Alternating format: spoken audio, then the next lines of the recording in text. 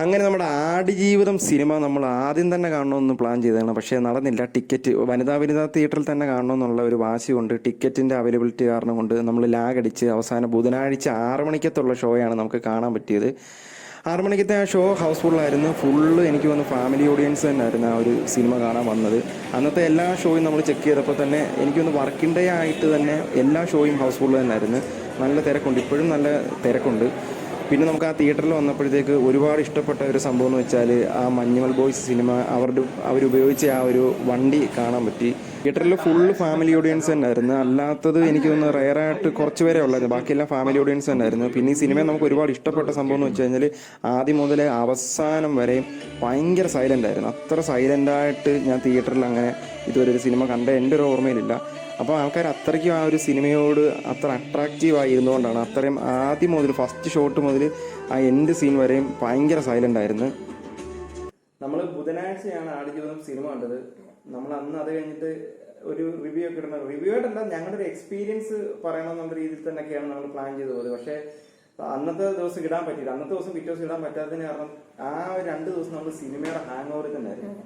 എന്ന് വെച്ചാൽ അത് ഞങ്ങൾ ഇപ്പൊ തന്നെ പോകുമ്പോഴും വരുമ്പോഴും അല്ല ഇതിനെപ്പറ്റി ഞങ്ങൾക്ക് ഓൾറെഡി നോവൽ ഞങ്ങൾ വായിച്ചാണ്. നോവൽ വായിച്ചിട്ടുണ്ടെങ്കിൽ കൂടെ തന്നെ നമ്മൾ ഈ സിനിമയുടെ എക്സ്പീരിയൻസ് തന്നെ എക്സ്പീരിയൻസ് ആയിരുന്നു. അപ്പൊ അത് തന്നെ അങ്ങ് ചർച്ച ചെയ്ത് തന്നെ വരികയായിരുന്നു. ഈ സിനിമയെ പറ്റി ആ സീൻ അടിപൊളിയായിരുന്നു, ഇങ്ങനെ അടിപൊളിയായിരുന്നു. അതിനൊക്കെ ഒറ്റ കാരണം മെയിനായിട്ട് നമ്മൾ പറയേണ്ടത് പൃഥ്വിരാജ് സുകുമാരൻ തന്നെയാണ് അല്ലേ. അദ്ദേഹത്തിന്റെ നമ്മള് ഇപ്പം ഈ കഥ വായിക്കുമ്പോൾ സങ്കല്പിക്കുന്ന ഒരു നജീമുണ്ട്. അതിനപ്പുറം എത്രയോ മാക്സിമം ചെയ്യാൻ പറ്റുമോ അത് അദ്ദേഹത്തിന്റെ അഭിനയത്തിനകത്തൂടെ ചെയ്തിട്ടുണ്ട്. എന്ന് വെച്ചാൽ പുള്ളി ഇത് പല ഇന്റർവ്യൂവിലും പറഞ്ഞിട്ടുണ്ട്, പുള്ളി എത്രത്തോളം അനുഭവിച്ചെങ്കിൽ യഥാർത്ഥ നജീം എന്തും വേണ്ടി അനുഭവിച്ചിട്ടുണ്ടെന്നുള്ളത് നമുക്കത് ആ അനുഭവിച്ചത് നമുക്ക് അത് എക്സ്പീരിയൻസ് ആ സിനിമയിലൂടെ നമുക്കത് എക്സ്പീരിയൻസ് ചെയ്യാൻ പറ്റുന്നതാണ് വലിയ കാരണം. അതിനകത്ത് ഈ പറയുന്നുണ്ട് ഡയറക്ഷൻ നമ്മൾ എടുത്ത് പറയണം. ബ്ലസ്സിയുടെ ഡയറക്ഷൻ ഉണ്ട്, ഏതൊക്കെ സീൻ വേണം എന്നുള്ളതെല്ലാം ഡയറക്ഷനകത്തുണ്ട്. എങ്കിലും അതൊരു അഭിനേതാവ് അത് അഭിനയിച്ച് കാണിക്കുമ്പോഴാണ് നമ്മളിലേക്ക് അത് വരുന്നത്. അത് സത്യം പറഞ്ഞാല് നമ്മള് ഇത് വായിച്ച് കഥ നോവല് വായിച്ച് അതും കണ്ടിട്ട് നമ്മള് വായിച്ചിട്ട് പോയി കാണുമ്പോൾ അത് ഭയങ്കരമായിട്ട് പ്രത്യേകിച്ച് ആ ഇന്റർവെല്ല് കഴിഞ്ഞിട്ടുള്ള സീനകത്തൊക്കെ എന്ന് പറയുമ്പോൾ എടുത്തു പറയേണ്ടത് അദ്ദേഹത്തിന്റെ ഡബിങ് കൊടുത്താണ്. എന്ന് വെച്ചാൽ ഈ മരുഭൂമി വന്നിട്ട് ഈ തൊണ്ട ഡ്രൈ ആയിട്ട് പിന്നീട് നമ്മുടെ വോക്കൽസിന് വരുന്ന പ്രത്യേകതയും പിന്നീട് നമ്മുടെ സൗണ്ട് ഒക്കെ മാറുന്നതൊക്കെ കൃത്യമായിട്ട് തന്നെ കാണിച്ചു. ഇത് വരുന്നതിന് മുമ്പ് തന്നെ നമുക്ക് പൃഥ്വിരാജ് എന്ന് പറഞ്ഞ അദ്ദേഹം ഇത് എങ്ങനെ ചില സീൻ നമ്മൾ ഈ നോവൽ കഴിയുമ്പോൾ ചില സീൻസ് ഒക്കെ വായിക്കുമ്പോൾ ഇത് എങ്ങനെ പുള്ളി അഭിനയിക്കുന്ന ഒരു ഡൗട്ട് സത്യം പറഞ്ഞ ഉണ്ടായിരുന്നു. പക്ഷെ ഇപ്പൊ ആ സിനിമ കണ്ട് ഇറങ്ങിയപ്പോ നമുക്ക് തോന്നുന്നത് ഇത് വേറെ ഒരാളെ കൊണ്ട് ഈ ഒരു റോള് അത് ഇതിനപ്പുറം വേറൊരു ഏത് നടൻ വന്നാലും ഈ ഇതിനപ്പുറം ചെയ്യാൻ പറ്റത്തില്ല. സിനിമ നമ്മൾ സ്റ്റാർട്ടിങ് തന്നെ നമ്മളെ വിസ്മയിപ്പിച്ചുകൊണ്ടുള്ള ഒരു ഷോട്ടിലാണ്. വെച്ചാൽ ആ ഒരു നമ്മൾ വിചാരിക്കും വലിയൊരു കല്ല് പോലെ കാണിച്ച് പിന്നീട് അത് ആ ഒരു മണൽക്കാറ്റാണ് കാണിക്കുന്ന സീനൊക്കെ. ആ ഒരു ഫസ്റ്റ് ഷോട്ട് തന്നെ സിനിമയുടെ തുടങ്ങുന്നതിൽ ആ എൻഡിങ് വരെ എടുത്തു പറയണ്ട. അതിനകത്ത് സിനിമാറ്റോഗ്രാഫി എടുത്തു പറയണം. നമ്മൾ പല സീൻസ് നമ്മൾ കണ്ണെടുക്കാതെ നോക്കിയിരുന്നു.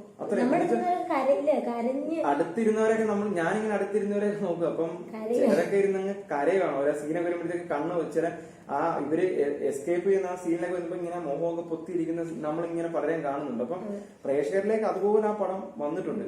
പിന്നെ ആ ഇന്റർവെല് കഴിഞ്ഞിട്ട് നമുക്ക് ഒരുപാട് ഇതിന്റെ ടെക്നിക്കല് സൈഡ് നോക്കുവാണെങ്കിൽ ഒരുപാട് പറയണം. ചിലപ്പോ മ്യൂസിക് ഒരു രക്ഷയില്ല. എന്ന് വെച്ചാല് അതിനകത്ത് ഓരോ ഇതുണ്ട്. എന്ന് വെച്ചാൽ ആദ്യം ഇപ്പം ഇതിനകത്തൊരു 3-4 കാറ്റഗറൈസ് ചെയ്ത് പറയാൻ പറ്റും. ഇപ്പം ആദ്യം ഇപ്പൊ പൃഥ്വിരാജ് വരുമ്പോ ഒരു പേടിപ്പിക്കുന്ന അല്ലെങ്കിൽ ഒന്നും അറിയാത്തൊരു ആളെ നിസ്സകനായ ഒരു അവസ്ഥ നിൽക്കുമ്പം ഏത് ബീജം ഒക്കെയാണോ വേണ്ടത് അത് കറക്റ്റായിട്ട് കൊടുത്തിട്ടുണ്ട്. അതുപോലെ തന്നെ പിന്നീട് അവിടെ ചേർന്ന് ആടുമായിട്ട് ഇഴുകി ചേരുമ്പം അവരുമായിട്ടുള്ള ഇമോഷണലി ഉള്ള മ്യൂസിക് കറക്റ്റായിട്ട് വരുന്നുണ്ട്. പിന്നെ ഈ ആ എസ്കേപ്പ് ചെയ്യുന്ന സർവൈവ് ചെയ്യുന്ന ആ സമയത്തുള്ള ബീജിയം അപ്പൊ അതിനകത്തൊരു ഒരു അറബിക് സോങ് ഒക്കെ വരുന്നുണ്ട്. അതൊക്കെ എന്ന് പറഞ്ഞാൽ ഒരു രക്ഷയില്ലാത്ത സോങ്സ്.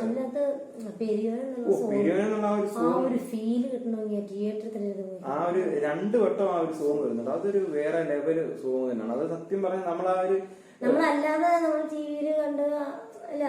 നമുക്ക് ആ ഒരു കഥ അറിയാണ്ടോ നമുക്ക് കുറച്ച് ഫീൽ ചെയ്യുന്നുണ്ട്. പക്ഷെ സിനിമയിലെ കണ്ടിട്ടും ഫീൽ അല്ലെന്നല്ല, നമ്മൾ അല്ലാതെ കാണുമ്പോ ഫീൽ ഉണ്ട്. എന്നാലും തിയേറ്ററിൽ ഇരുന്ന് ഫോണിൽ കാണുന്നതും ടി വി കാണുന്നതും അല്ല.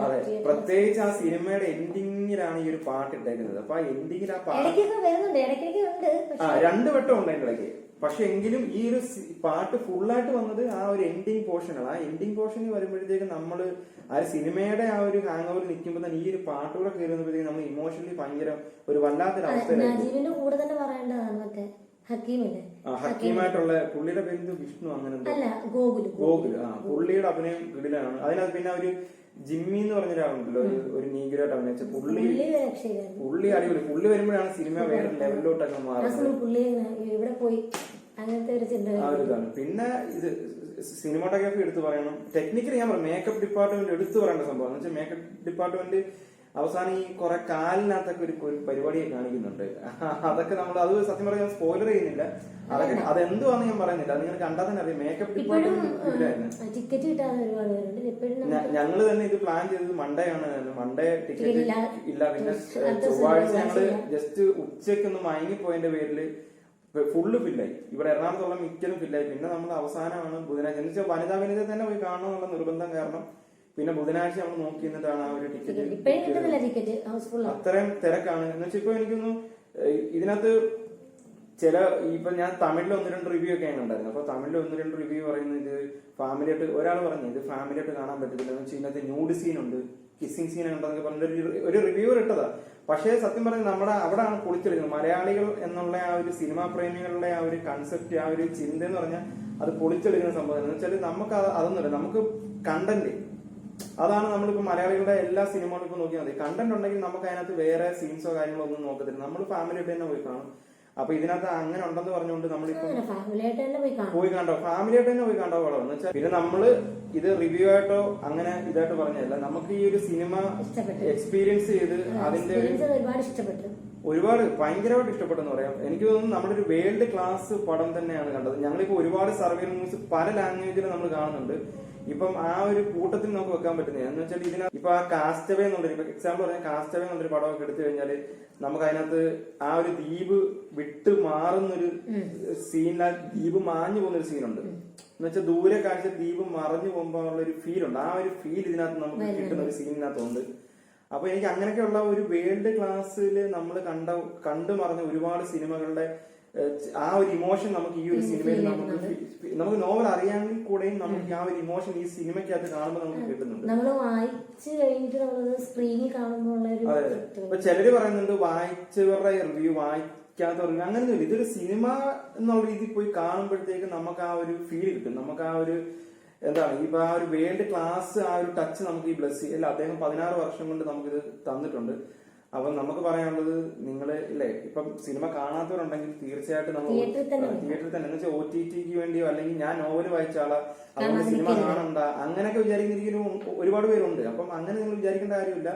നേരെ നമുക്ക് സിനിമ കാണുക, ആ സിനിമ നമുക്ക് വിഷ്വലി ഒരു എക്സ്പീരിയൻസ് ചെയ്യുക, അത് തന്നെ നമുക്ക് പറയാനുള്ളത്. അതൊരു ഭയങ്കര തിയേറ്ററിക്കൽ മെറ്റീരിയലാണ്. എനിക്ക് ഇതൊക്കെ വല്ലപ്പോഴും വീണ് കിട്ടുന്ന സംഭവങ്ങളാണ്. എന്ന് വെച്ചാൽ മലയാള സിനിമയിൽ ഇങ്ങനെയൊക്കെ ഒരു സിനിമ വരിക എന്ന് പറയുന്നത് നമുക്ക് ഇനി ഇതുപോലൊരു പടം ഇനി എന്ന് കിട്ടും എന്ന് പറയാൻ പറ്റില്ല. നമ്മളിപ്പം നമുക്ക് ഈ ഒരു സിനിമ കണ്ടതിന് വലിയൊരു എക്സ്പീരിയൻസ് ആയിട്ട് നമുക്ക് തോന്നുന്നുണ്ട്.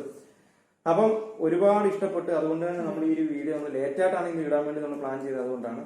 അപ്പൊ വേറൊന്നും പറയാനില്ല. മറ്റൊരു വീഡിയോ ആയിട്ട് വീണ്ടും കാണാമെന്ന് പറഞ്ഞിട്ട് നിർത്തുന്നു. Okay, by.